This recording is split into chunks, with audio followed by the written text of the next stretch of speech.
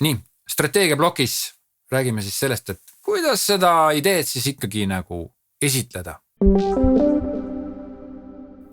Kõigepealt üleüldse vaatame seda esitluse nii-öelda sündmust eraldi, siis iga esitlus on käik. Esitluse käigust sõltub, iga esitlus on nagu teekond õigemini ja nüüd sellest teekonnast sõltub see, kuidas sul läheb. Ei ole niimoodi, et ma tulen ja rääkisin ära selle esimese osa, siis rääkisin teise osa, kolmanda osa ja siis inimesed ütlesid, jah, sobib.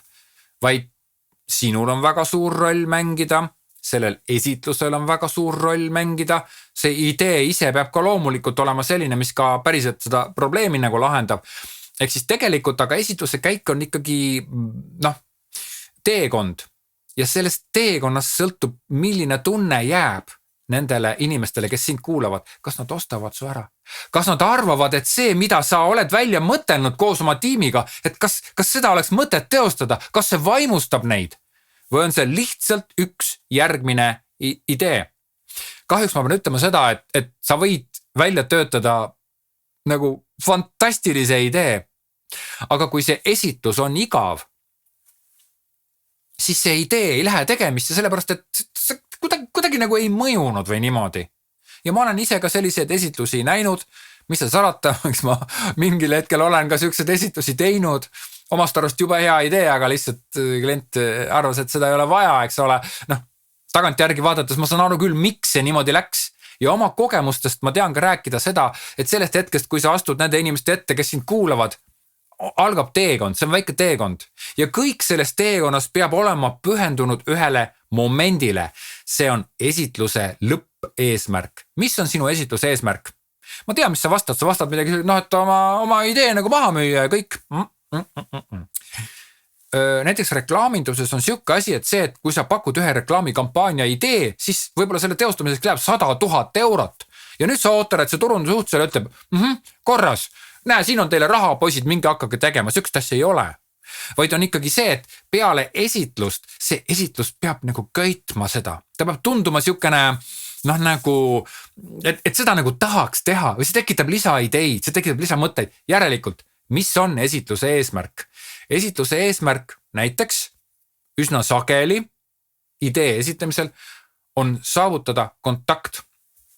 Sellepärast, et esitluse, ütleme näiteks kampaania või mingi muu idee käigus, seal on niivõrd palju detaile, mida kõiki peab nagu töö käigus nagu, ütleme, kokku leppima, kooskõlastama, võib-olla muutma, võib-olla tuleb veel lisaideid, lisamõtteid, erinevaid nagu ideid. Ehk siis esitluse lõppeesmärk on näiteks järgmine kontakt, kindlasti saada järgmine kontakt, okei, aga võtame kontakti ja räägime sellest. Aga nüüd, mis see esitlusse puutub? See puutub sedasi, et aga vastavalt sellele sa pead esitlusse ka sisestama neid kohti, et kindlasti me seda lahendust saame või seda üksikut kohta me saame tulevikus teiega täpselt arutada, et kuidas siit edasi läheb ja see tuleb ka esitlusse kirja panna. Seda me saame edasi mõtelda, siit argneb veel mitu lahendust, mida me kõiki saame nagu edasi mõtelda. Aga kui on tõesti võib-olla nagu turundustiim ja viiele inimesele antakse nagu eesmärk, et kuule, järgmiseks hommikuks pange kokku iga üks oma väikene mingi ideekene, esitage seda ja siis sul ei ole vaja seda kontakti nii nagu mõtelda, aga ikkagi sa ju tahad, et ka sellest viiest sinu idee just oleks see, mis läheb ju. Sellepärast peab alati nagu täpselt aru saama, et mis on see fookus, mis sul nagu siin kuklas kumiseb kogu aeg. Nüüd iga idee, mis sa välja töötad, peab lahendama mingisugust probleemi. Kuidas see siis puutub? Strateegiasse. Kui sa tood lihtsalt statistika näiteks, sa pead ju ennem uurima valdkonda, uurima nagu temaatikat, tooma mingid statistikat, mingid arvandmed, näitajad, nii palju sedasi või üldse valdkonda. Et kui sa tood selle valdkonda lihtsalt neutraalselt ilma igasuguse nii-öelda ilustamatu tood välja ja siis tood plärtsti, aga meil on nagu siuke lahendus, siis tundub, et see lahendus tuli nagu out of nowhere. Iga idee peab olema loogiline. Ehk siis sellest hetkest peale, kui sa räägid eelinfost, milliseid momente sa märkasid selle eelinfos? Kui sa jõuad probleemini, mis on probleem, mida see idee lahendab? Võib-olla klient andis sulle selle probleemi ette. Kui klient andis probleemi ette, siis sa on sellele probleemile N+1 lahendust. ja miks sinu lahendus on kõige parem, aga see tulebki siit statistikast välja, me leidsime, et näete, uurisime statistikat väga põhjalikult ja me leidsime, näete, siukse nüansi. Ja nüüd meil on nagu selline probleem ja nüüd me leiame täpselt, et see õige lahendus oleks, me lahendame selle asja vaat niimoodi, sellepärast, et siit statistikast leiti, ehk siis see on esitluse strateegia. Esitluse strateegia tähendab seda, et esitluse algusest pealkirjast saadik kuni viimase slaidin on kõik ühtne ja ta kõik on nagu pühendunud täpselt ühele mõttele, ühele teekonnale, ühe probleemi lahendamiseks. Kui seda probleemi olemas ei ole, sa pead selle probleemi välja mõtlema. Sa pead pakkuma selle probleemi, sellepärast, et kui sinu idee ei lahenda mitte ühtegi probleemi, siis miks seda ideed vaja on? See on selline väga keeruline küsimus ja ma olen ise ka olnud kordi ja kordi sellega hädas. Aga see on mõtteviis, see ongi see strateegia ongi mõtteviis. Ta ei tohi lihtsalt mingisugust tööd teha kuidagi ja lasta selle asjal nagu minna, vaid sa pead kõik need elemendid, kõik slaidid, kõik osad siduma teine teisega niimoodi, et seda oleks loogiline kuulata ja sedasi tundub ka see idee väga loogiline. Ahaa, muidugi, klient mõtleb, kuidas ma selle peale ise ei tulnud, see on jube kihvt idee, sellepärast, et ta lahendab täpselt selle probleemi, mis meil on. Üks asi, millest ma siin selles strateegia loengus veel pean rääkima, kahjuks on negatiivsed hoiakud. Mis nendega teha? No, milline on kõige üldisem negatiivne hoiak?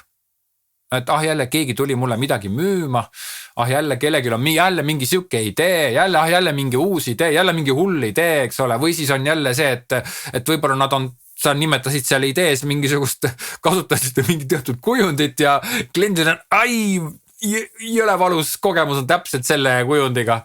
Mida siis teha? No ega iga kord nagu polegi midagi teha, eks ole. Nagu vanad eestlased ütlesid, shit happens. Aga kuidas siis eeldada seda? Kuidas siis nagu ennetada seda? Ja sa pead üritama ennetada. Sa pead uurima selle, sa mõtlesid ju, töötasid idee välja, selle idee peab ometi kasutama mingisuguseid tunnused, mingid käike, mingid tegusid, mingid asju. Et tegelikult, kas sellel ettevõttel on midagi taolist juba olnud, kas nendel inimestel on mingisugused kogemused mingite taoliste elementidega, mõttekujunditega, mida sa kasutad. Kas nendel inimestel on üldse elus midagi suurt juhtunud? Kas on mis tahes asjad, eks ole, ehk siis negatiivsuseks tuleb olla valmis, see ei tohi tulla niimoodi, et see nagu tabab sind nagu pikne.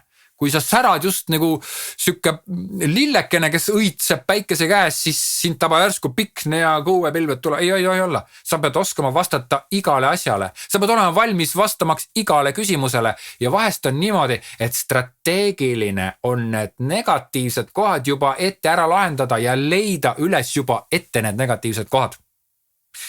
Kuidas seda teha? See tähendab lihtsalt harjutamist ja mõtlemist ja seda, et kui sul on tiim, sa lahendad seda tiimis, siis tegelikult on jõle mõttekas kellegile panna see raske ülesande, et ta peab välja uurima, mis on need võimalikud negatiivsed kohad, mis siin ette võivad tulla. Ja ärge te mitte kunagi mõtelge, mitte keegi, et aga siin pole ühtegi mõttetut kohta, siin pole ühtegi negatiivset kohta, siin on kõik ainult positiivne. Siukest asja ei ole olemas. Alati on midagi, mis võib kuidagi niimoodi mõjuda ja selleks peab lihtsalt valmis olema, ega teha ei ole asjade vastu midagi ja maailma keegi ei paranda.